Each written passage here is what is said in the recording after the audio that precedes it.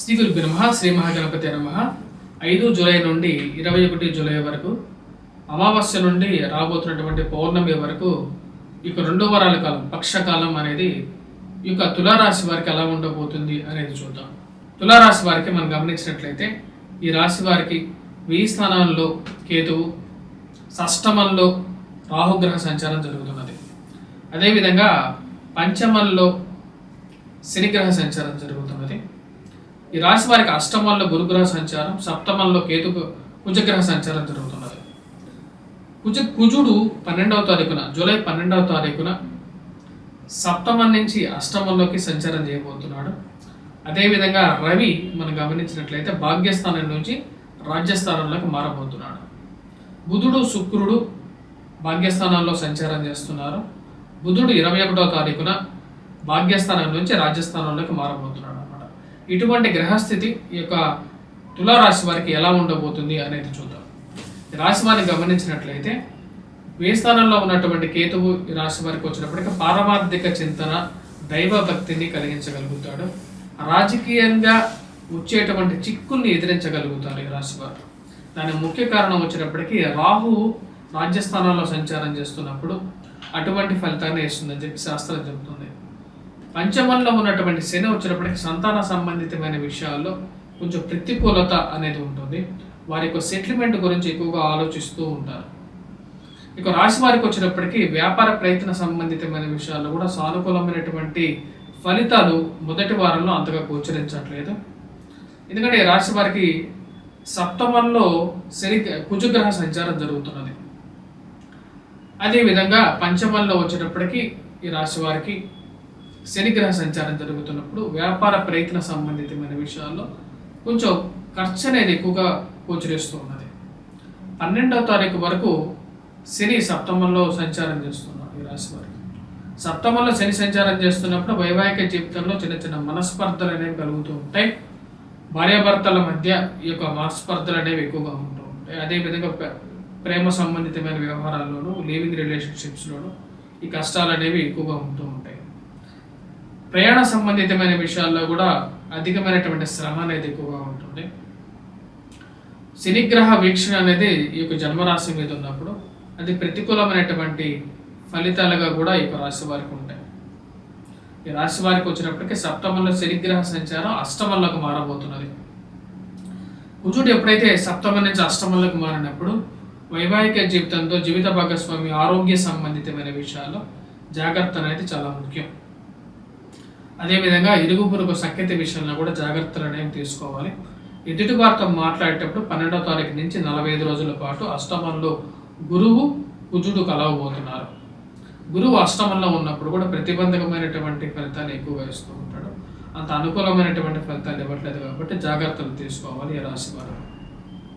అదేవిధంగా వైవాహిక జీవితంలో కలతలు కలిగించగలుగుతాడు అన్నమాట. అష్టమంలో సంచారం చేస్తున్నటువంటి కుజుడు, అష్టమంలో సంచారం చేస్తున్నటువంటి కుజుడు యొక్క దృష్టి ధనస్థానం మీద ఉంటుంది కాబట్టి ఇరుగు పొరుగు సఖ్యత విషయంలో కుటుంబంలో ఐక్యతను పెంపొందించుకోవడానికి ఎక్కువగా ప్రయత్నం చేయాలి.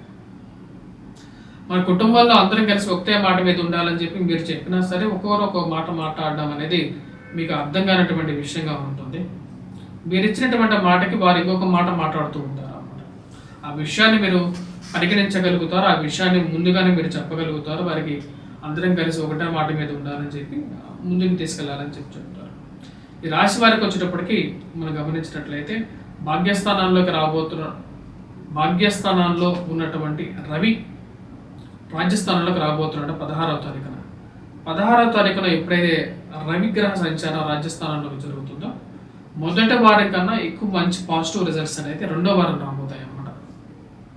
అంటే 16వ తారీఖు తర్వాత నుంచి ఉద్యోగపరంగా కొంచెం అనుకూలత అనేది ఉంటుంది.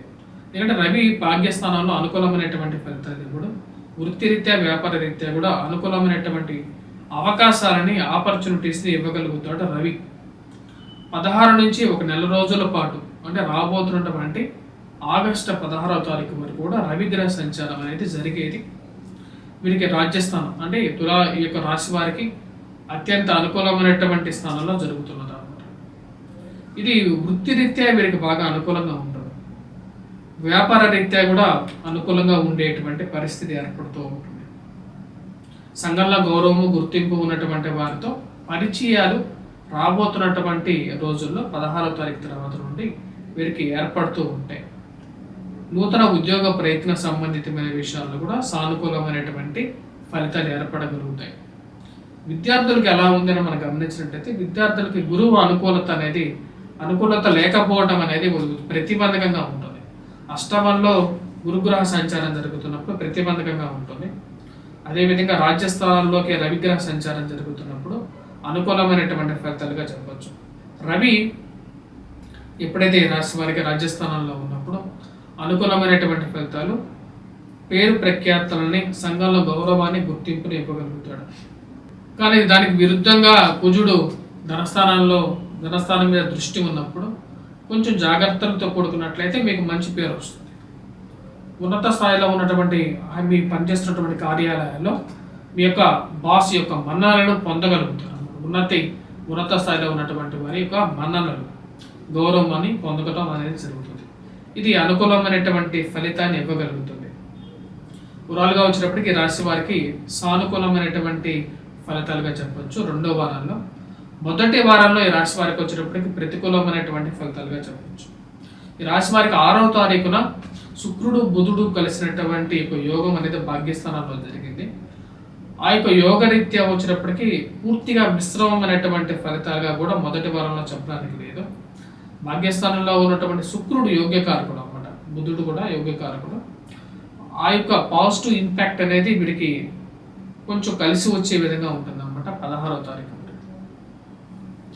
ఇటువంటి బిజినెస్లో కానీ స్పెక్యులేషన్స్లో కానీ ఇన్వెస్ట్మెంట్స్ చేసేటప్పుడు కొంచెం ఆచితూచి వ్యవహరించండి. ఎందుకంటే కుజుడి యొక్క దృష్టి అనేది జన్మరాశి మీద ఉన్నప్పుడు కోపంతో కూడుకున్నటువంటి నిర్ణయాలు తీసుకుంటారు. అంటే కోపం అనేది ఎలా ఉంటుందంటే కొన్నిసార్లు ఎవరు చెప్పినా సరే వినకుండా మీరు ముందుకు వెళ్తూ ఉంటారు.